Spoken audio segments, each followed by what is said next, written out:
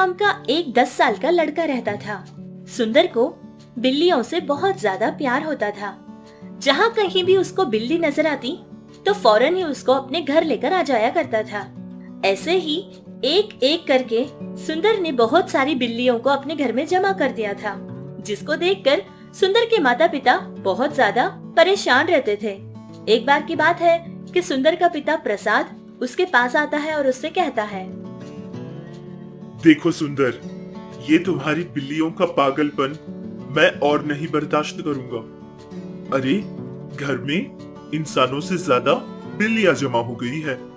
वैसे बिल्लियों को जमा करना काफी नहीं है सुंदर, उनके खाने पानी का भी तो ख्याल रखना जरूरी है ना। बहुत परेशान कर रखा है तुमने। आज के बाद एक भी बिल्ली अगर घर लाओगे, मैं तुम्हारी टांग तोड़ दूंगा। अरे पिताजी, मैं जानबूझकर ये सब नहीं करता हूँ ना। वो बेचारी बिल्लियाँ छोटी छोटी होती है और मुझे देखकर रोने लगती है। उन लोगों को ऐसे ही छोड़कर मैं घर नहीं आ सकता। मैं नहीं चाहता कि उन लोगों को अपने साथ घर लेकर आऊं, लेकिन मैं उन लोगों को देखकर मजबूर हो जाता हूँ और घर लेकर ही आ जाता हूँ। अपने बेटे का ये जवाब सुनकर उसका पिता बेटे के इतने मासूम से दिल को देखकर बहुत ही ज्यादा पिघल जाता है, लेकिन फिर भी उसको कुछ नहीं कहता और वहाँ से चला जाता है। पास में खड़ी होकर ये सारी बातें सुन रही सुंदर की माँ कविता उसके पास आती है और उससे कहती है, देखो बेटा सुंदर, तुम बहुत अच्छे लड़के हो और तुम्हारा दिल भी बहुत ही अच्छा है। इसीलिए कोई भी दुख में हो या तकलीफ में हो तुम देख नहीं पाते, लेकिन बेटा हमारे बारे में भी तो तुम्हें सोचना चाहिए ना। तुम्हारे पिताजी के काम के बारे में तो तुम सब जानते हो। आजकल उनका काम भी ठीक नहीं रहता है ना बेटा, इसीलिए परेशान थे। जो समझ आया उन्होंने कह दिया। इतनी बिल्लियों का खर्च भी तो बहुत ज्यादा है ना। इतना ज्यादा खर्च उठाना हर किसी के लिए मुश्किल ही होगा, इसीलिए तुम्हारे पिताजी ने ये सब कुछ कहा था। इतनी बात कहकर सुंदर भी वहाँ से चला जाता है। ऐसे ही कुछ और समय गुजर गया था। रोज की तरह सुंदर स्कूल खत्म करके घर वापस आ रहा था। तभी सुंदर को एक छोटी सी बिल्ली का बच्चा नजर आ जाता है और वो अकेला था। बहुत जोर जोर से चिल्ला रहा था और इधर उधर घूम रहा था, जिसको देखकर सुंदर को बहुत ज्यादा तरस आता है। और तभी उसको ये बात याद आती है कि उसने अपनी माँ से कहा था कि दोबारा कहीं भी कोई भी बिल्ली नजर आएगी तो वो उसको घर लेकर नहीं आएगा। ये बात याद आते ही सुंदर पीछे हट जाता है और उस छोटी सी बिल्ली को वहीं पर छोड़ देता है। लेकिन सुंदर का दिल बहुत ज्यादा दुखता है, क्योंकि उस छोटे से बिल्ली के बच्चे को ऐसे अकेला छोड़ना सुंदर को बिल्कुल पसंद नहीं था। वो वैसे ही उसको छोड़ देता है और वहाँ से चला जाता है। लेकिन बेचारा सुंदर घर भी नहीं जाता।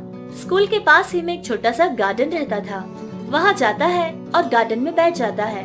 बैठकर उसी बिल्ली के बारे में सोच रहा होता है कि तभी उसके कुछ दोस्त सुंदर को वहाँ देखते हैं और उसके पास जाकर उससे सवाल करते हैं। क्या बात है सुंदर, ऐसे तुम अकेले यहाँ क्यों बैठे हो? स्कूल के खत्म होते ही वैसे तो तुम घर चले जाते हो ना। अरे क्या बात है, चेहरा ऐसा उतरा हुआ क्यों है तुम्हारा? कोई परेशानी है क्या? हाँ यार सुंदर, ये बिल्कुल ठीक कह रहा है। क्या बात है, तुम ऐसे उदास क्यों बैठे हो सुंदर? तुम्हारे माँ पापा ने कुछ कहा है क्या? मैंने तो तुम्हें पहले ऐसे तो कभी नहीं देखा। अरे वो आज मैंने एक बिल्ली को देखा था यार, बहुत ही छोटी सी थी और अकेली थी ना। डर गई होगी बेचारी, बहुत जोर जोर से चिल्ला रही थी।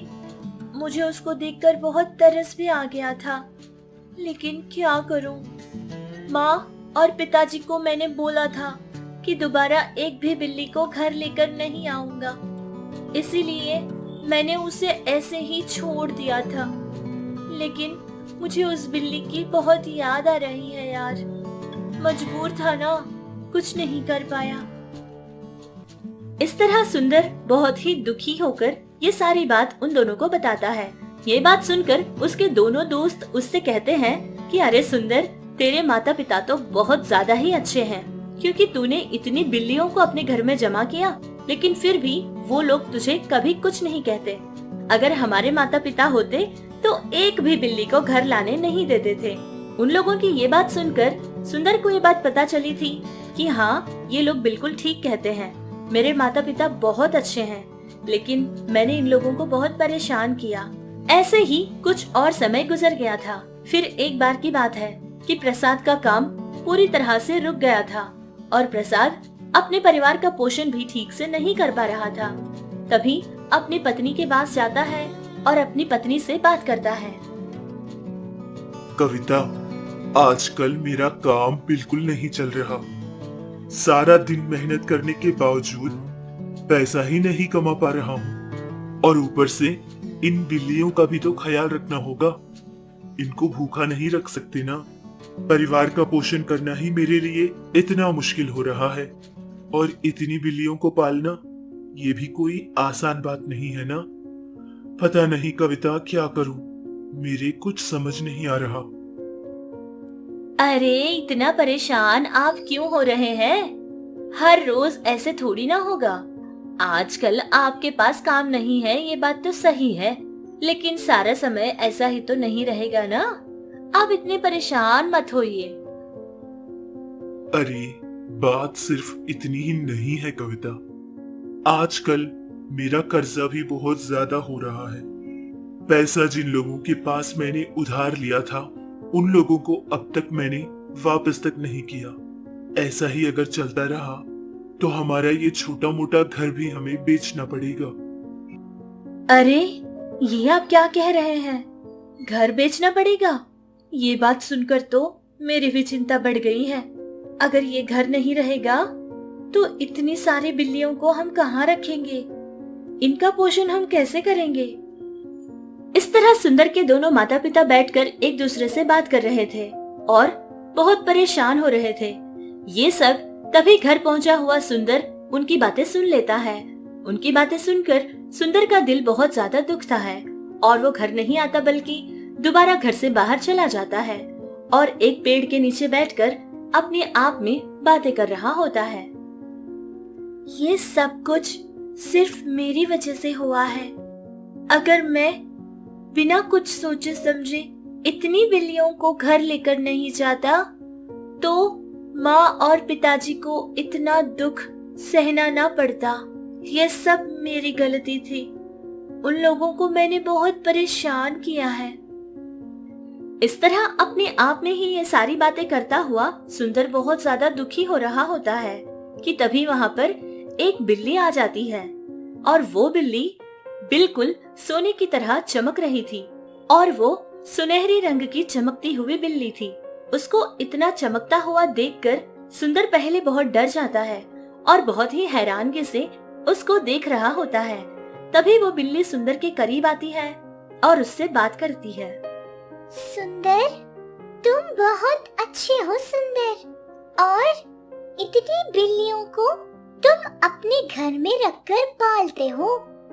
तुम्हारा और तुम्हारे परिवार का दिल भी बहुत बड़ा है सुंदर। मैं एक जादुई बिल्ली हूँ और इसीलिए मैं तुमसे बात कर सकती हूँ सुंदर।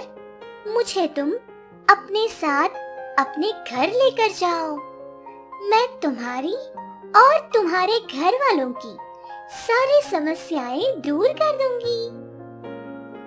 इस तरह वो जादुई बिल्ली अपने बारे में सारी बात सुंदर को बता देती है और सुंदर ये सारी बातें सुनकर बहुत ज्यादा खुश होता है और उस बिल्ली को अपने साथ उसके घर लेकर चला जाता है। और फिर जो कुछ भी उसके साथ हुआ था वो सारी की सारी बात उसके दोनों माता पिता को बता देता है। उसके माँ बाप भी ये बात सुनकर बहुत खुश हो जाते हैं। फिर वो जादुई बिल्ली अपने जादू से उन लोगों को ढेर सारा पैसा और बहुत सारा सोना भी लाकर देती है, जिससे उन लोगों की सारी तकलीफें और परेशानियां भी दूर हो गई थी।